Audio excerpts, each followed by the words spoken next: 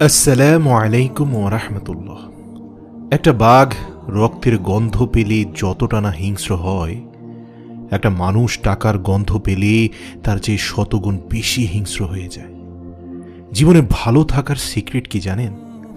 কারো কথা কখনো গায়ে লাগাবেন না।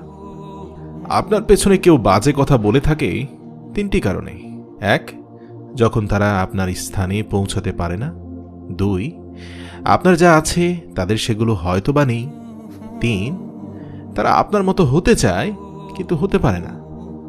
পৃথিবীর নিয়ম বড় অদ্ভুত। যার টাকা আছে তার মন নেই, আর যার মন আছে তার টাকা নেই। যদি জীবনের প্রয়োজনে নিজেকে বদলে ফেলতে হয় তবে তাই করো।